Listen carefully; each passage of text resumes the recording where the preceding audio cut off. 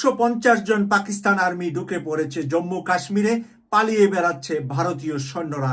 রাতে হামলা করে দিনের আলোতে সাদা পতাকা উড়িয়ে সীমান্ত ছেড়ে পালিয়ে যাচ্ছে ভারতীয় সৈন্যরা।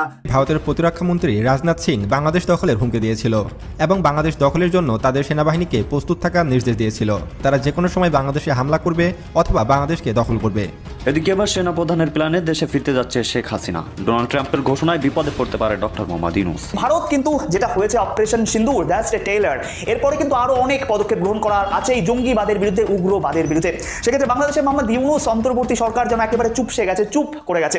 পাক ভারত যুদ্ধের প্রভাব বাংলাদেশে কি ভয়ঙ্কর পরিণতি ডেকে আনতে পারে। পাকিস্তান পহেলগাঁও হামলাকে কেন্দ্র করে পাকিস্তানের ওপরে ভারত যে পদক্ষেপগুলো নিয়েছে, এই পদক্ষেপগুলো একে একে যদি বাংলাদেশ উপর নেয়, আপনি কল্পনাও করতে পারবেন না এই মুহূর্তে দাঁড়িয়ে যে 1 বছরের মধ্যে বাংলাদেশের কতটা ভয়ানক পরিণতি ঘটতে পারে।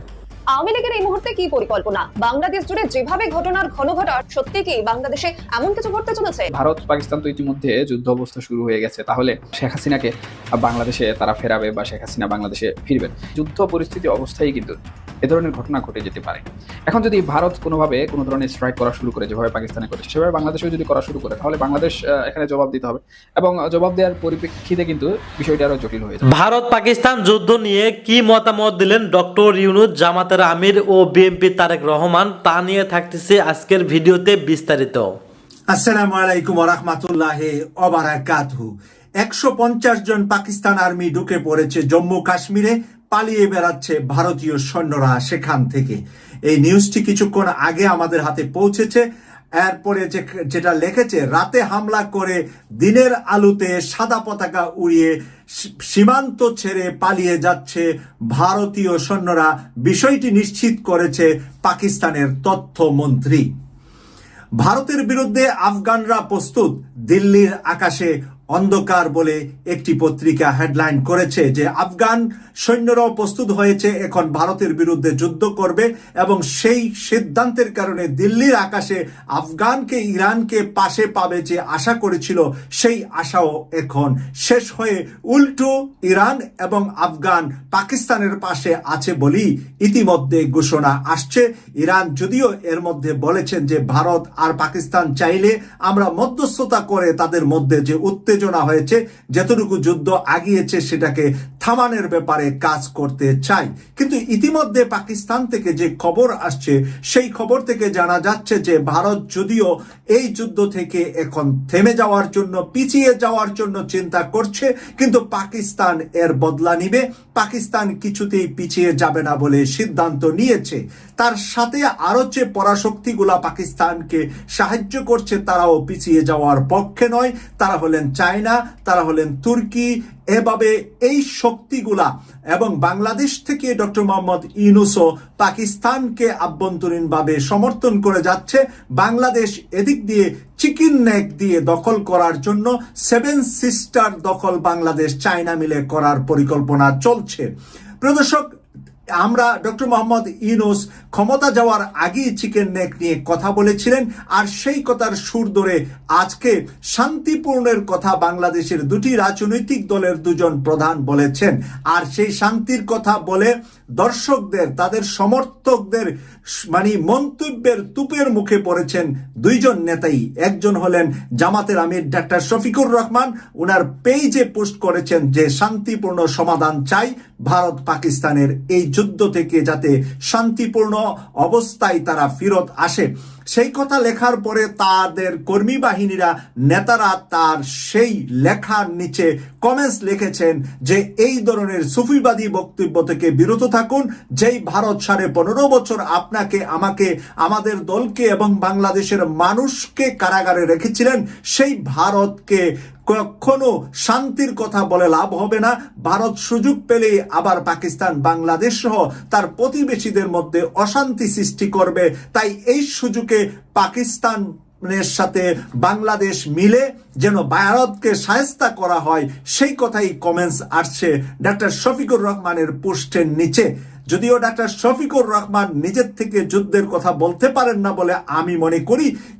কারণ হলেন তিনি হলেন আগামীতে বাংলাদেশের হয়তো প্রধানমন্ত্রী নতুবা বিরোধী দলীয় নেতা। তো এই জায়গা থেকে উনি যুদ্ধের জন্য উস্কিয়ে দেওয়া বা মানুষকে সরাসরি বলাটা ওনার পক্ষে সম্ভব নয়। তাই রাজনীতিবিদ হিসাবে, রাজনৈতিক লিডার হিসাবে উনি শান্তিপূর্ণ সমাধানের কথা বলেছেন, যেহেতু তিনি কোনো সরকারেও নাই। অপরদিকে জনাব তারেক রহমান সাহেব লিখেছেন যে সামরিক হামলা নিন্দা জানিয়ে শান্তিপূর্ণ সমাধানের আহ্বান করেছেন বিএনপির ভারপ্রাপ্ত চেয়ারম্যান জনাব তারেক রহমান।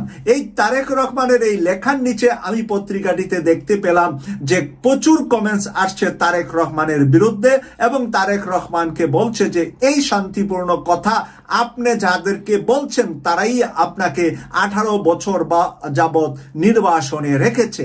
যারা 18 বছর যাবৎ আপনাকে আপনার জমিতে, আপনার মাটিতে এখনো আপনি যেই ভারতের কারণে যাওয়ার সাহস পাচ্ছেন না, সেই ভারতকে কেন আপনি শান্তির আহ্বান জানাচ্ছেন? কেন পাকিস্তানের পক্ষ নিয়ে শক্ত কথা বলছেন না? জনাব তারেক রহমানকেও একইভাবে তার দলের নেতা কর্মীরা নিন্দা জানাচ্ছে। জামাতের আমির এবং তারেক রহমান সাহেব দুজনই এই বক্তব্য দিয়ে একই রকম বক্তব্য তারা দুজন দিয়েছেন, দিয়ে তারা নিজের গড়েই নিজেরা যেন কোণঠাসা হয়ে পড়েছে। বাংলাদেশের জাতীয় নিরাপত্তা উপদেষ্টা ডক্টর খলিলুর রহমান হুঁশিয়ার করেছেন ভারতকে যে এই যুদ্ধের মাঝে তারা বাংলাদেশে ভারতীয় মুসলমানদেরকে পুশ ইন করার জন্য পরিকল্পনা এঁটেছে।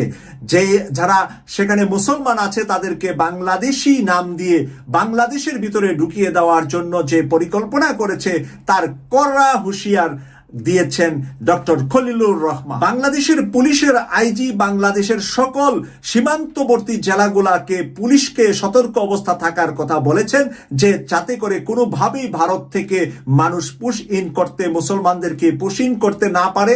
বাংলাদেশে কোনো আশ্রয় নেওয়ার জন্য সেখান থেকে অনেক মানুষ বাংলাদেশের দিকে ধাবিয়ে আসতে পারে, সেই কথা মাথায় রেখে বাংলাদেশের সীমান্তগুলোতে পাহারা এখন জোরদার করা হয়েছে। পুলিশ এবং বিজেপির পাহারা এখন চলছে বাংলাদেশের ভারতের সাথে যে কয়টা সীমান্ত আছে প্রত্যেকটা সীমান্তের মাঝে।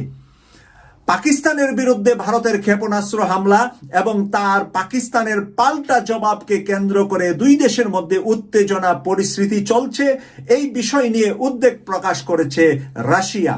পাকিস্তানের এই হামলার পরে এখন রাশিয়ার উদ্বেগ প্রকাশ করেছে, যেখানে রাশিয়ার যুদ্ধ বিমানকেও প্রভাবিত করে ফেলেছেন পাকিস্তান। রাশিয়ার পররাষ্ট্র মন্ত্রণালয় এক বিবৃতিতে প্রকাশ করে জানিয়েছেন ভারত ও পাকিস্তানের মধ্যে ক্রমবর্ধমান সামরিক সংঘাতের বিষয়ে তারা গভীরভাবে উদ্বিগ্ন। সংবাদের আরটির ওয়েবসাইট প্রকাশিত প্রতিবেদন অনুযায়ী দুই দেশের সংযম দেখানোর আহ্বান জানিয়েছে রাশিয়া। এখন রাশিয়া চাচ্ছে বন্ধু যখন হেরে গিয়ে যাচ্ছে, বন্ধুকে বাঁচানোর জন্য দুই দেশের ভিতরে সুসম্পর্ক করতে আলোচনা করে তা যেন সমাধান করা হয়। সে দেশের পক্ষ থেকে জারি করা বিবৃতিতে বলা হয়েছে রাশিয়া সন্ত্রাসী কর্মকাণ্ড এবং তার যে কোনো বহিঃপ্রকাশের তীব্র নিন্দা করে এবং এটিকে কার্যকরভাবে মোকাবেলা করতে আন্তর্জাতিক সম্প্রদায়ের ঐক্যের প্রচেষ্টার প্রয়োজনীয়তার উপর রাশিয়া জোর দেয়। এই বিবৃতিতে আরো বলেন রাশিয়া দ্বিপাক্ষিক সমাধানের পক্ষে এবং রাশিয়া আশা করে দিল্লি ও ইসলামাবাদের মধ্যে চলমান মতবিরোধ শান্তিপূর্ণ উপায়ে সমাধান হবে। প্রসঙ্গত রাশিয়া কয়েক দশক ধরে ভারতের ঘনিষ্ঠ মিত্র, আবার পাকিস্তানের সঙ্গে বন্ধুত্ব সম্পর্ক বজায় রাখতে চায় রাশিয়া মানে দুটেই চাচ্ছে। দীর্ঘদিনের ভারত প্রেম রাশিয়ার ভিতরে আছে, আবার পাকিস্তানের সাথেও বন্ধুত্ব রাখতে চাচ্ছেন। সে কারণে রাশিয়া সরাসরি ভারতকে কোনো ধরনের সহযোগিতা করার কোনো সুযোগ নাই। এখন সেই কারণে তারা এটাকে মীমাংসা করার জন্য আহ্বান জানাচ্ছে আন্তর্জাতিক সম্প্রদায়কে, এবং বলা হচ্ছে এখানে যে কোনো উগ্রবাদীকে তারা সমর্থন করে না। এতে ইঙ্গিত করছে পাকিস্তান থেকে উগ্রবাদী তা ছড়ানো হচ্ছে বা কাশ্মীরে উগ্রতা দেখানো হচ্ছে। প্রিয় দর্শক, আশা করি আপনারা এই রাশিয়ার বক্তব্যটা ভালো করে বুঝতে পেরেছেন। অন্যদিকে ফ্রান্সের পররাষ্ট্রমন্ত্রী যে নুয়েল ভেরু দিল্লি ও ইসলামাবাদের সংযম প্রদর্শনের আহ্বান জানিয়েছে। রাফেল 3টা ফেলে দিয়েছে। এখন ফ্রান্সের পররাষ্ট্রমন্ত্রী এখন শান্তির কথা বলছে, কারণ আরো যদি 10টা রাফেল ফেলে দেয়, তাদের যুদ্ধ বিমান যদি আরো 10টা পড়ে যা। আমি সকালের নিউজটিতে বলেছিলাম যে 3টা রাফেল ফেলে দেওয়ার পরে রাফেলের প্রাইস, তাদের এই যুদ্ধ বিমানের প্রাইস একেবারে নিম্ন গতিতে চলে যাচ্ছে। শুশু করে শেয়ার মার্কেটে তা দাম কমে, তাদের শেয়ারের মূল্য কমে যাচ্ছে। এখন শেয়ারের মূল্য রক্ষা করতে হলে ফ্রান্সকে অবশ্যই যুদ্ধ থামানোর ভূমিকায় থাকতে হবে, কারণ এইভাবে যদি তাদের যুদ্ধ বিমানের পরাজয় বরণ করে পাকিস্তানের কাছে, আমরা যতটুকু জেনেছি চায়না এবং তুরস্কের অত্যাধুনিক অস্ত্রের মাধ্যমে এই যুদ্ধ বিমানগুলাকে ভূপাতিত করতে পেরেছে পাকিস্তান। তো এখন তাহলে ফ্রান্স কোন মুখে আগের জায়গায় কথা বলবে? যে ফ্রান্সের অবস্থা এখন সকলের কাছে পরিচিত হয়ে গিয়েছে, যে ফ্রান্সের আর কোনো শক্তি বা সামর্থ্য থাকলো না, যে ফ্রান্সের এই যুদ্ধ বিমান অকেজু একটি খেলনা হিসাবে এখন কিন্তু চায়না এবং পাকিস্তান, তুরস্কের কাছে এগুলা বাচ্চাদের খেলনা হয়ে যাচ্ছে। এ কারণেই এখন ফ্রান্স চাচ্ছে যে কোনো উপায়ে, যে কোনো ভাবে হোক, যাতে করে শান্তিপূর্ণ একটা সমাধানের ভিতরে আসতে পারে। প্রিয় দর্শক, আমরা ইতিমধ্যে যেটুকু জানতে পেরেছি যে পাকিস্তান কিছুতেই আর পিছাবে না। পাকিস্তান বারবার এই কথাটাই বলছিল যে প্রথমে যুদ্ধ আমরা শুরু করব না, যদি ভারত শুরু করে আমরা তার পাল্টা জবাব 10 times 100 times মোর দেব। এখন ভারত যা করেছে এর যদি 100 গুণ বেশি দিতে চায় পাকিস্তান, তখন ভারতের অবস্থা কি হবে? আমরা যেতটুকু বুঝতে পারছি যে এখন পাকিস্তানের সর্বশেষ নিশানা হলো কাশ্মীরকে স্বাধীন করা, পাঞ্জাবকে স্বাধীন করা। এই দুইটা কাজ করবে পাকিস্তান, তাদের যেহেতু নিজস্ব বর্ডার আছে ওই দুটা রাজ্যের সাথে। আর 7 সিস্টার বাংলাদেশ এবং চায়নার মাঝখানে ব্যারিকেড দেওয়া, এই 7 সিস্টারের ব্যারিকেডের অপর পাশে আছে মায়ানমার। আর মায়ানমারের অধিকাংশ ফোর্সরা, অধিকাংশ যারা আন্দোলনে মায়ানমারকে স্বাধীন করতে চাচ্ছে বিভিন্ন প্রদেশের, তাদের মধ্যে ম্যাক্সিমামই চায়নার অস্ত্রে, চায়নার অর্থে, চায়নার সমর্থনে তারা চলে। তাই মায়ানমার চায়নার পাশে আসবে। ইতিমধ্যে আরাকান আর্মির সাথে বাংলাদেশেরও সম্পর্ক গভীরতা হচ্ছে, সুসম্পর্ক হচ্ছে। তাহলে আরাকানও যদি বাংলাদেশের পক্ষে থাকে, তাহলে 7 সিস্টার আলাদা করা এখন সময়ের ব্যাপার মাত্র। এবং সেটাই করার জন্য নেপাল এবং ভুটান আন্তরিকভাবে চায়না এবং বাংলাদেশকে সহযোগিতা করবে। ইতিমধ্যে লালমনিরহাটে আমাদের বিমান ঘাঁটি, যুদ্ধে বিমান ঘাঁটি তৈরি হয়েছে। ইতিমধ্যে সেখানে কার্যক্রম করার সাথে সাথেই ভারতের গুম হারাম হয়েছে, কারণ ওই লালমনিরহাটের ওই যুদ্ধ ঘাঁটিটাই করা হয়েছে ওই চিকেন নেকের মুখের মধ্যে, যেখান থেকে আলাদা করে দেওয়া বা চিকেন নেক দিয়ে ভারতের যত মালামাল, অস্ত্র ভারতের 7 সিস্টারে আসা যাওয়া করে, তাদের ট্রেন সব কিছু এখান থেকে কন্ট্রোল করতে পারবে আমাদের সেনাবাহিনী। সেই কারণে আমাদের বিমান ঘাঁটিটা যেটা হচ্ছে এখন লালমনিরহাটে চিকেন নেকের পাশে, সেটা নিয়ে দুশ্চিন্তায় ইতিমধ্যে ভারতের গুম হারাম। এখন এই মুহূর্তে যত দ্রুততম সময়ের মধ্যে বিচারিক প্রক্রিয়া, আইন প্রক্রিয়ার ফলো করে আপনার মুফতি ফয়জুল করিমকে মেয়র ঘোষণা করুন। না হয় আপনারা যে 2 জন মেয়রকে ঘোষণা করেছেন সেটাও জাতির কাছে প্রশ্নবিদ্ধ হবে। স্বার্থের জন্য আমার ভালো লাগছে, আমার দলের একজন মেয়র হয়েছে, আরে ভাই আমার যেমন ভালো লাগে আরেকজনের জন্য আপনার কেন ভালো লাগে না? এত বৈষম্য কেন? আমাদের এই সমাজের এই বৈষম্য দূর করতে হবে। অতএব এই বৈষম্যহীন সমাজ প্রতিষ্ঠার জন্য আর কেউ কথা বলুক আর না বলুক, আমার রক্তে যতক্ষণ পর্যন্ত শিহরণ থাকবে ততক্ষণ পর্যন্ত আমি বলেই যাব। আমি আজও বলছি, চরমনার পীরের ভাইকে মেয়র ঘোষণার মধ্য দিয়ে ইনসাফের বাংলাদেশ কায়েম করুন। গণমানুষের নেতা হুজুর হইতে পারবে না, ইসলামওয়ালা হইতে পারবে না, দাড়িওয়ালা হইতে পারবে না। আর ওইটাকে ভাঙার জন্যই আমার জন্ম হয়েছে, যে না, দাড়িওয়ালা, টুপিওয়ালা, ইসলামওয়ালা, অন্য মানুষ, স্বাভাবিক সকল মানুষের সম অধিকারী বাংলাদেশে প্রতিষ্ঠা করতে হবে। চরমনায়ের পীর সাহেবের ভাই, ইসলামী আন্দোলন বাংলাদেশের নায়েবে আমির মুফতি ফয়জুল করিম সাহেবকে মেয়র ঘোষণা করার মধ্য দিয়ে প্রমাণ হবে যে বাংলাদেশে আইনের শাসন আছে, কিংবা বাংলাদেশের দল নিরপেক্ষ অবস্থান এই সরকার গ্রহণ করতে পেরেছে। আমি স্পষ্ট ভাষায় এই কথাটা এজন্য বলতে চাই, এই সরকারকে প্রমাণ করতে হবে যে সরকার বৈষম্যের ঊর্ধ্বে, সমগ্র নাগরিকের জন্য সমান অধিকার এবং বাংলাদেশের রাজনীতিবিদদের সমান অধিকার, সেটা এই সরকারকে প্রমাণ করতে হবে। আর যদি এই সরকার মুফতি ফয়জুল করিম সাহেবকে মেয়র হিসাবে আইন বিচার প্রক্রিয়ার মাধ্যমে ঘোষণা করতে না পারে, তাহলে বুঝতে হবে বাংলাদেশে সকলের জন্য আইন থাকলেও, সকলের জন্য স্বাধীনতা কিংবা বিচার থাকলেও, সকলের জন্য অধিকার থাকলেও রাজনীতিতে, সমাজনীতিতে, এই দেশের সকল কর্মকাণ্ডে আলেমদের কোনো গুরুত্ব নাই। এবং আলেমদেরকে বিশেষ করে বাংলাদেশের রাজনীতিতে এস্টাবলিশড হতে দিতে যে চায় না, তার স্পষ্ট প্রমাণ হবে মুফতি ফয়জুল করিম সাহেবের মেয়র ঘোষণা হওয়া না হওয়ার মাধ্যমে। আমি একথা কেন বললাম এজন্যই, বাংলাদেশের আপনারা জানেন যে সাম্প্রতিক সময়ে 2টি সিটি কর্পোরেশনে ইতিমধ্যেই 2 জন মেয়রকে ঘোষণা করা হয়েছে আইনি প্রক্রিয়ার মাধ্যমে, এবং তাদেরকে যে কারণবশত মেয়র ঘোষণা করা হয়েছে, এই কারণের চাইতে দ্বিগুণ বেশি কারণ চরমনাইর পীরের ভাইয়ের জন্য প্রস্তুত আছে। এই পীর সাহেবের ভাইকে নিয়ে আমি এর আগেও একটা ভিডিওতে বলেছিলাম যে তাকে মেয়র ঘোষণা কেন করতে হবে। সেখানে স্পষ্ট বলেছিলাম যে তাকে একজন নির্বাচন কমিশনার যখন মন্তব্য করতে গিয়ে বলে যে তিনি কি মারা গিয়েছেন না বেঁচে আছেন, তিনি কি আদতে বেঁচে আছেন, তিনি মারা যাননি, তিনি তো মারা যাননি, মানে তিনি মারা গেলেই একটা কার্যক্রম হবে আর মারা যাওয়া পর্যন্ত অপেক্ষা করবে যে তাকে মেরে ফেলা হচ্ছে কিনা। এর চেয়ে বড় এভিডেন্স আপনার কি দরকার যে একজন প্রতিদ্বন্দ্বীকে নির্বাচন কমিশন কর্তৃক মেরে ফেলার চক্রান্ত হয়েছে, এখন মারা গেল কি গেল না, ভোট পেল কি পেল না, কত পার্সেন্ট পেল, কত পার্সেন্ট বাসকে ঢুকতে দিল না, আওয়ামী লীগ কত পার্সেন্ট কাটলো, সেটা তো আরও পরের হিসাব। প্রথমেই নির্বাচন কমিশন তার সততার জায়গাটা নষ্ট করে ফেলেছে। সেই সেন্সে এখানে যাকে ঘোষণা করা হয়েছে তাকে বাদ দিয়ে চরমনাইর পীরকে ঘোষণা করা উচিত, এটা একেবারে নৈতিক দায়িত্ব।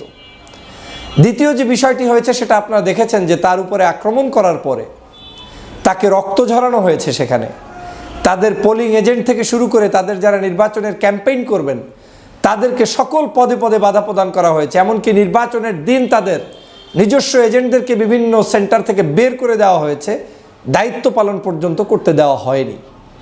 তার মধ্যেও তিনি সেখানে প্রতিদ্বন্দ্বী প্রার্থী হয়েছেন, তথা তিনি নির্বাচিত হতেন, কিন্তু যেহেতু আওয়ামী লীগ তার শেখ হাসিনার আপন ফুফাতো ভাইকে নির্বাচিত করেছে, চরমনাইর পীর সাহেবের সকল প্রভাব প্রতিপত্তি থাকা সত্ত্বেও, স্থানীয় জায়গায় জনপ্রিয়তা থাকা সত্ত্বেও, সেই জায়গায় জনগণের ভালোবাসায় সিক্ত চরমনাই দরবার থাকা সত্ত্বেও, বরিশালের মধ্যে সবচাইতে সম্মানিত একটি যতগুলো পরিবার আছে তার মধ্যে অন্যতম একটি পরিবারের সদস্য থাকা সত্ত্বেও তাকে অনির্বাচিত করেছে, তাকে নির্বাচনে জয়যুক্ত করা হয়নি।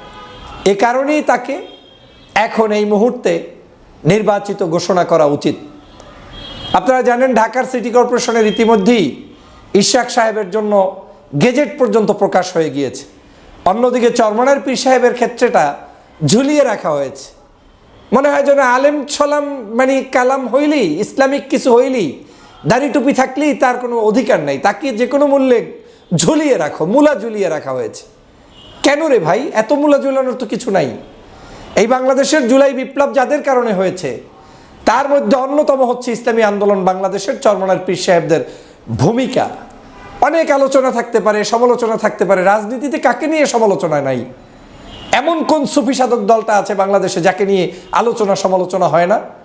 তো চরমনাইর পীর সাহেবের দলকে নিয়ে আপনাদের এত চিল্লাপাল্লা, তার দল এই করছে সেই করছে, ভালো কথা। 24-এর যে জুলাই বিপ্লবটা সাধিত করার জন্য যারা মাঠে নেমে ব্যানার টানিয়ে মিছিল করে সম্মুখ যুদ্ধে অংশগ্রহণ করেছে তাদের প্রতি কৃতজ্ঞতাবোধটা কি এই যে তাকে আজকের আইনের কাঠগড়ায় দাঁড়িয়ে থাকতে হবে, তাকে আজকের ওয়েট করতে হবে? আজকে উচিত ছিল, এই কারণেই সমাজে ভালো মানুষের জন্ম হয় না, বুঝতে পেরেছেন? আজকে উচিত ছিল চরমনাইর পীরকে পুরস্কৃত করা, এ জাতির পক্ষ থেকে তাকে মূল্যায়ন করা, কিন্তু সেই মূল্যায়ন তো করলেন না, উল্টো তার নৈতিক প্রাপ্তি সেটাকে আপনারা দিচ্ছেন না। আপনারা কি মনে করেন যে ওনার ওই মেয়রগিরি হলেই ওনার সম্মান বেড়ে যাবে? না, কিন্তু এটা তার দায়িত্ব, এটা তিনি কেন ছেড়ে দিবেন? তাদের সম্মানের চেয়ে 1000 গুণ বেশি আছে, লক্ষ গুণ বেশি আছে। তাদের প্রতি মানুষের ভালোবাসা আছে, তাদের নিজস্ব মুরিদ আছে, তাদের নিজস্ব ফলোয়ার আছে, তাদের জীবনে 10 পয়সা আপনার এই সরকারি ফান্ড থেকে খাওয়ার জন্য কেউ বসে থাকে নাই। এবং আমি যতটুকু বিশ্বাস করি, চরমনার পীরের ভাইকে যদি আজকের এই ফয়জুল করিম সাহেবকে মেয়র করা হয়, বরিশালের ইতিহাসে যে কয়জন মেয়র ছিলেন তার চাইতে উনি দুর্নীতি মুক্তভাবে একটি সুন্দর সমাজ সেখানে প্রতিষ্ঠা করতে অবশ্যই ভূমিকা পালন করবেন। আমি তাকে সরাসরি চিনি, যেমনি যোগ্য, দক্ষ, আবার সেখানে গণমানুষের নেতা হিসেবে। এখন সমস্যা একটাই, গণমানুষের নেতা হুজুর হইতে পারবে না, ইসলামওয়ালা হইতে পারবে না, দাড়িওয়ালা হইতে পারবে না। আর ওইটাকে ভাঙার জন্যই আমার জন্ম হয়েছে, যে না, দাড়িওয়ালা, টুপিওয়ালা, ইসলামওয়ালা, অন্য মানুষ, স্বাভাবিক সকল মানুষের সম অধিকারই বাংলাদেশে প্রতিষ্ঠা করতে হবে। আমি সে কথা বলতেছিলাম যে পীর সাহেবরা জুলাই বিপ্লবেও অবদান রেখেছে। বাংলাদেশের সব দলের নির্যাতনের ইতিহাস শুনেছি, কম বেশি আছে। এদেশের জামায়াত ইসলামী বাংলাদেশের মতো গত 16 বছর কেউ নির্যাতনের শিকার হয়নি। তাদেরকে মেরে ফেলা হয়েছে, 13 জন সদস্যকে আপনার কি বলে ফাঁসির কাস্টে ঝুলিয়ে দেওয়া হয়েছে। আমি প্রতিবাদ করেছি। দেশনেত্রী বেগম খালেদা জিয়াকে অন্যায়ভাবে জেলের মধ্যে বন্দী করা হয়েছে, চিকিৎসা দেওয়া হয় না, আমি প্রতিবাদ করেছি। তো একজন সকল রাজনৈতিক দলের ক্ষেত্রে আমরা কেন সমতার ভিত্তিতে এই জুলুম নির্যাতনকারী যে সকল দল আমি নাম বললাম তাদের ক্ষেত্রে আমরা কেন সমতা রক্ষা করব না? আমাদের এই দলগুলোর মানুষদের প্রতি, দেশনেত্রী বেগম খালেদা জিয়ার প্রতি, তারপরে জামাতের যাদের নির্যাতিত মানুষ তাদের প্রতি, তারপর ইসলামী আন্দোলনের যারা নির্যাতিত মানুষ তাদের প্রতি আমাদের সমদৃষ্টি দেওয়া উচিত এবং বাংলাদেশের রাজনীতিতে তাদেরকে প্যাট্রোনাইজ করা উচিত। আমি কাউকে মাইনাস করে বাংলাদেশের উন্নয়ন কিংবা সমৃদ্ধকে বিশ্বাস করি না। আমি মনে করি এই আগামীর বাংলাদেশ গঠন করতে হলে বিএনপি, জামাত, হেফাজত, চরমনাই এই দলগুলোকে, বিশেষ করে ইসলামী দল যারা আছেন তাদের ঐক্যের কোনো বিকল্প নাই। কারণ সব মুনাফেকে ভরপুর হয়ে যাচ্ছে দিন দিন, কিন্তু একমাত্র ইসলামপন্থী মানুষরাই কারো কাছে বিক্রি হয়নি এখন পর্যন্ত। মনে হচ্ছে ঐক্যের পথে তারা যাচ্ছে, যে প্রক্রিয়াই তারা করুক না কেন, হতে পারে একেবারে জাতীয় ঐক্য, হতে পারে ইসলামিক দলগুলোর মধ্যে ভোট কেন্দ্রিক ঐক্য, যে ঐক্যই তারা করুক না কেন, এই সবাইকে আমার দেশের জন্য প্রয়োজন, বিএনপিকেও আমার দেশের জন্য প্রয়োজন। আমি সে কারণে বলছি, ন্যায্যতা যেন সবাই পায়, অন্যায্য আচরণ যেন শুধুমাত্র আলেমের উপরে, ইসলামের উপরে করা না হয়, এ ব্যাপারে দেশ এবং জাতিকে সজাগ থাকতে হবে।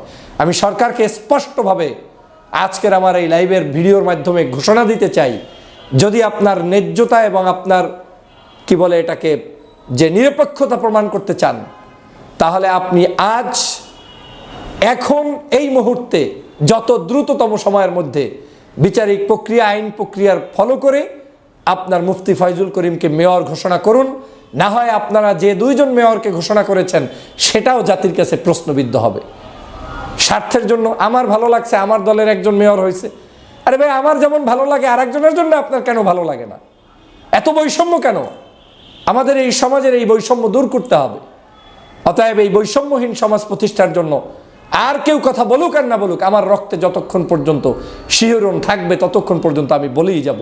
আমি আজও বলছি, চরমনার পীরের ভাইকে মেয়র ঘোষণার মধ্য দিয়ে ইনসাফের বাংলাদেশ কায়েম করুন। সবাইকে ধন্যবাদ।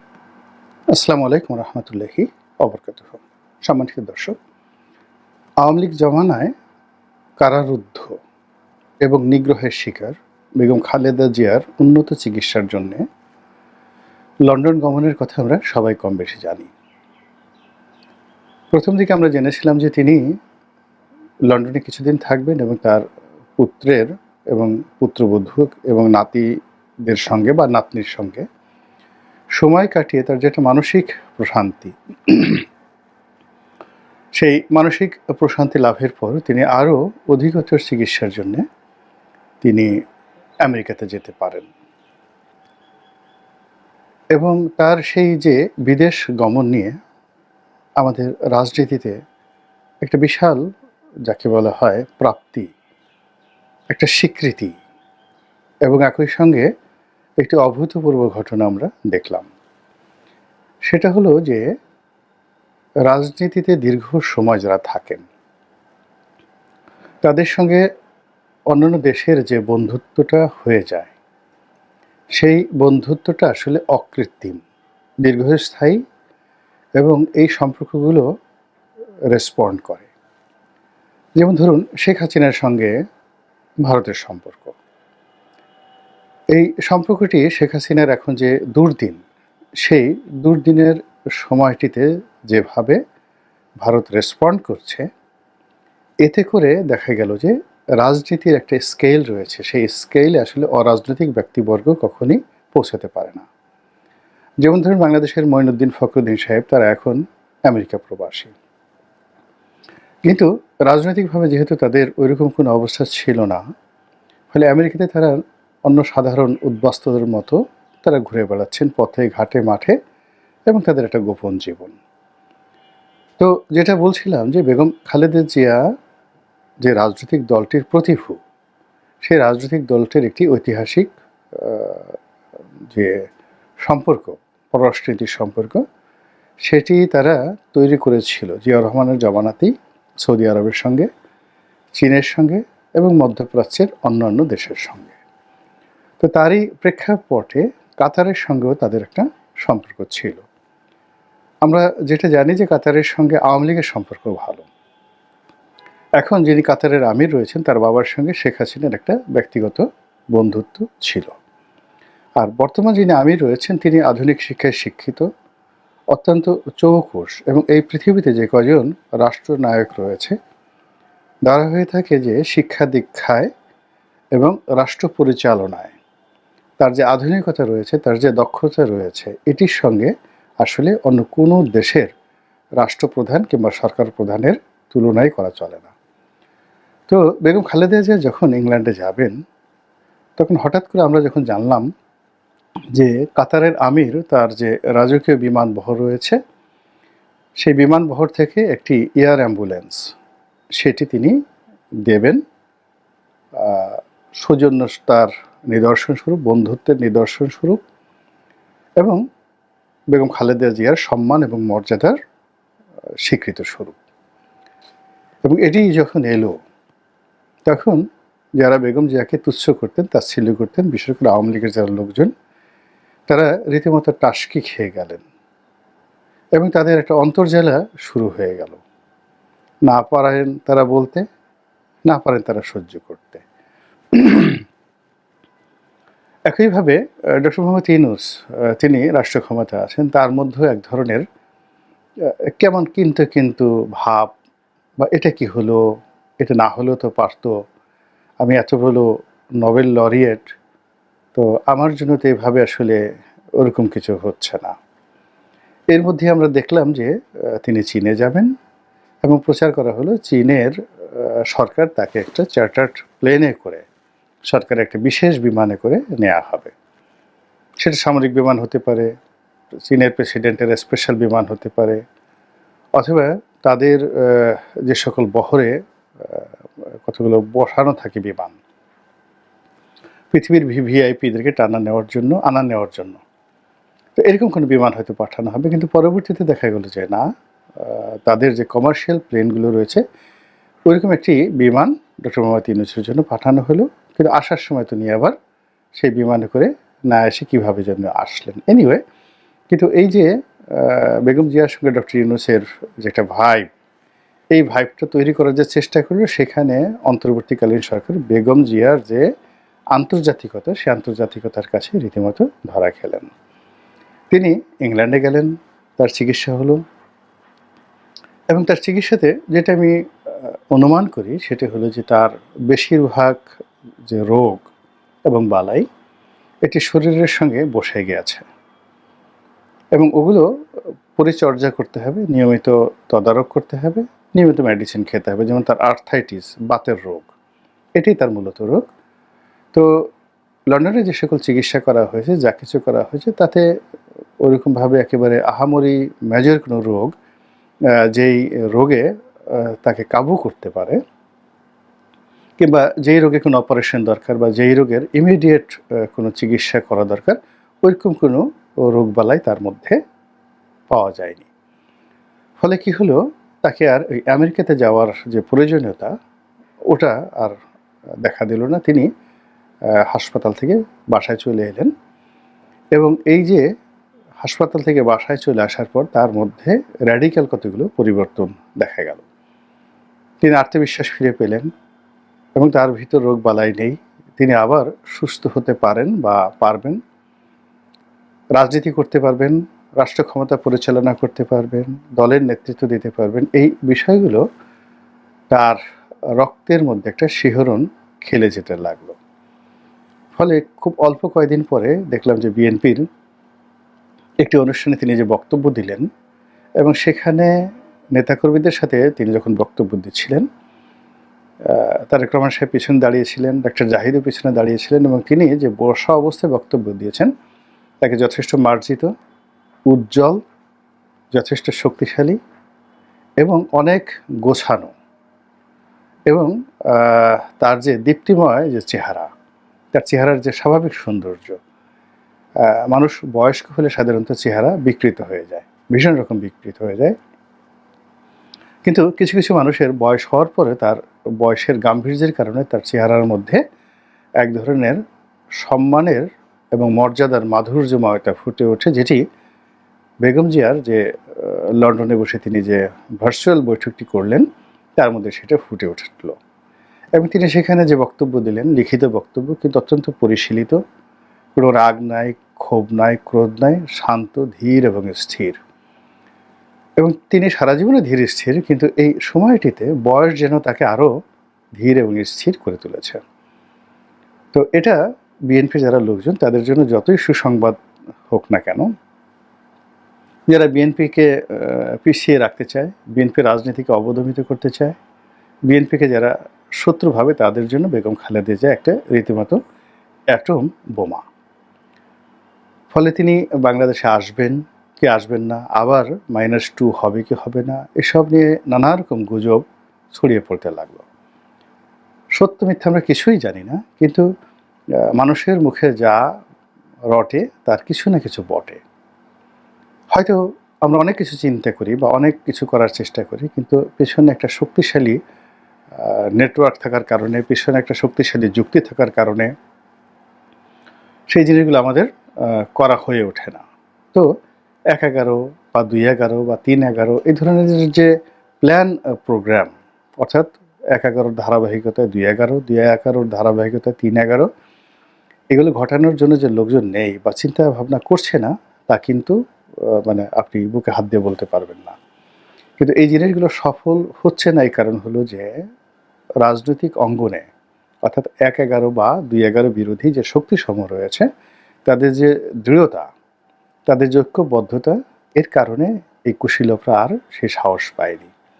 তো যাই হোক, বেগম খালেদা জিয়া আসবেন কবে, তারপরে তারেক জিয়া আসবেন কবে, এগুলো নিয়ে যখন কথাবার্তা হচ্ছে, সন্দেহ বাড়ছে, গুজব বাড়ছে, ঠিক সেই সময়টাতে আমরা জানলাম যে বেগম খালেদা জিয়া বাংলাদেশে আসছে।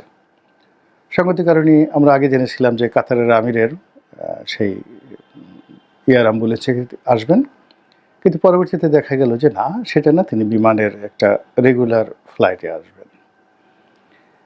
এবং এখানে তাকে অনেকে রীতিমতো মিসকিন বানানোর চেষ্টা করলেন, আবার অনেকে সেই মিসকিনের মধ্যে তাকে গৌরবান্বিত বানানোর চেষ্টা করলেন। লন্ডন থেকে যে বিমানের রেগুলার যে ফ্লাইট আসে, তো সেই ফ্লাইটটি সিলেট হয়ে আসে। তো বিমানের পক্ষ থেকে নাকি প্রস্তাব দেওয়া হয়েছিল যে ম্যাডাম, আপনার সৌজন্যে এই ফ্লাইটটি ঢাকাতে ল্যান্ড করানো হবে, তারপরে সিলেট যাবে। তো বেগম যে এই প্রস্তাব নাকচ করে বলেছেন যে না, এতগুলো যাত্রী, তাদেরকে কষ্ট দেওয়ার দরকার নেই। এরপর তিনি বলেছেন যে আমি সিলেটেই অবতরণ করব এবং সেখান থেকে ঢাকা আসবো অ্যাজ ইউজুয়াল। তো এগুলো নিয়ে অনেক কথা হচ্ছে, অনেক বার্তা হচ্ছে। ঠিক এই সময়টিতে আবার নতুন করে আমরা জানলাম যে না, তিনি বিমানের ফ্লাইটে আসছেন না, তিনি কাতারের আমিরের ফ্লাইটে আসছেন, অর্থাৎ তার দেওয়া যে উপহার এয়ার অ্যাম্বুলেন্স, সেটাতে করিয়ে আসছেন। আপনারা জানেন যে কিছুদিন আগে আমাদের প্রধান উপদেষ্টা কাতারে গিয়েছিলেন, সেখানকার প্রধানমন্ত্রীর সঙ্গে বৈঠক হয়েছে, কিন্তু কাতারের আমিরের সঙ্গে তার কোনো বৈঠক হয়নি। তো এই জন্য কাতারের আমিরের যে এয়ার অ্যাম্বুলেন্স, সেই এয়ার অ্যাম্বুলেন্স নিয়ে সরকারের কোনো ফন্দি ফিকির কিংবা সরকারের কোনো যাকে বলা হয় ইতিবাচক নেতিবাচক, এগুলো নিয়েও মানুষ কিন্তু নানা রকম সংযোগ খোঁজার চেষ্টা করছে এবং নানা রকম সমালোচনা করার চেষ্টা করছে যে পর্দার আড়ালে অনেক কিছু খেলাধুলা করার চেষ্টা করা হয়েছে, কিন্তু আসলে বিএনপির ডিপ্লোম্যাসির সঙ্গে পেরে ওঠে নাই। ঘটনা যাই হোক না কেন, বাংলাদেশের একজন রাজনীতিবিদ, বাংলাদেশের কয়েকবারের সাবেক প্রধানমন্ত্রী, তিনি তার জীবন সায়াহ্নে এসে বাংলাদেশের একটি বন্ধু রাষ্ট্রের কর্ণধার বা প্রধানের নিকট থেকে যে সম্মান এবং মর্যাদা তিনি পেলেন, এটা আমাদের জন্য একটা ইতিবাচক বিষয়। এবং এই জন্য কাতারের আমির এবং কাতার সরকারকে অবশ্যই আমাদেরকে ধন্যবাদ দিতে হবে। বেগম জিয়া বাংলাদেশে আসছেন, আসার পর বাংলাদেশের প্রকৃতি এবং পরিবেশে তিনি অবশ্যই তার যে সুদীর্ঘকালের অভিজ্ঞতা, সেই অভিজ্ঞতা অনুযায়ী তিনি সিদ্ধান্ত নেবেন, তার দলের সমস্যাগুলো তিনি চিহ্নিত করবেন এবং রাজনীতিতে তিনি একটি দিক নির্দেশনা দিবেন। এর কারণ হলো যে বাংলাদেশের রাজনীতিতে, চলমান রাজনীতিতে তিনি বিভিন্ন দিক থেকে কিংবদন্তি। জেল খেটেছেন, জেল থেকে বের হয়েছেন, প্রধানমন্ত্রী হয়েছেন, প্রধানমন্ত্রী ক্ষমতা হারিয়েছেন। তো উত্থান এবং পতনের অনেক যে ধারা, উপধারা, সব কিছুর মধ্যেই তিনি যে বেগম জিয়া, তিনি যে শহীদ প্রেসিডেন্ট জিয়াউর রহমানের স্ত্রী এবং বিএনপির নেতা, এই তিনটি পরিচয় একত্রে তিনি ধারণ করেছেন। তাকে কখনো বলা হয়নি যে তিনি দেশ বিক্রি করে দিয়েছেন, তাকে কখনো বলা হয়নি তিনি আমেরিকার দালাল, ভারতের দালাল কিংবা চীনের দালাল অথবা সৌদি আরবের দালাল। তার বিরুদ্ধে কখনো বলা হয়নি যে তিনি বিদেশি কোনো শক্তির দোসর। তিনি কারো পরামর্শে রাষ্ট্র চালান, বিদেশি শক্তির পরামর্শে, কিংবা বিদেশি কোনো কোম্পানির সাথে লেনদেন করে তিনি বা তার পরিবার আখের গোছান, এই ধরনের কোনো বদনাম বিরোধী পক্ষ তো দূরের কথা, একেবারে ইবলিশ শয়তানও মানুষের মনে ওয়াসা দিতে পারেননি। তো কাজেই এত ভিড়ের মধ্যে, এত কন্টামিনেশন, দূষিত আবহাওয়ার মধ্যে তিনি যে বেগম খালেদা জিয়া, তিনি যে সাবেক প্রধানমন্ত্রী, তিনি যে একজন মহিয়সী নারী এবং সম্মানিতা নারী, এই পরিচয়গুলো যে তিনি ধরে রাখতে পেরেছেন, এটাও বাংলাদেশের রাজনীতির জন্য একটা ইতিবাচক ধারা এবং অনুকরণীয়। আল্লাহ আমাদের সবাইকে হেদায়েত দান করুন এবং হেফাজত করুন। আসসালামু আলাইকুম ওয়া রাহমাতুল্লাহি ওয়া বারাকাতুহু। ধন্যবাদ প্রিয় দর্শকবৃন্দ, আমাদের ফুল ভিডিওটি দেখার জন্য আপনাকে জানাই অসংখ্য ধন্যবাদ। তো বন্ধুরা, এতক্ষণ যে ভিডিও ফুটেজটি দেখতে পেয়েছেন, যে ভিডিওটি দেখলেন বা আজকের যে ভিডিওটি ছিল ভারত পাকিস্তান যুদ্ধ নিয়ে ডক্টর ইউনূস, জামাতের আমির ও বিএনপির তারেক রহমানের কী বক্তব্য, তা কিন্তু আপনারা ইতিমধ্যে বুঝতে পেরেছেন। এই বিষয় নিয়ে আপনাদের কি মন্তব্য, আজকের ভিডিওটা নিয়ে আপনাদের কি মন্তব্য, অবশ্যই কমেন্ট বক্সে কমেন্ট করতে ভুলবেন না। আর হ্যাঁ, এমন নিত্য নতুন আপডেট খবর সবার আগে পেতে চাইলে এখনই আমাদের এই পিচ্চি সাকিব ইউটিউব চ্যানেলটি সাবস্ক্রাইব করেন। ধন্যবাদ।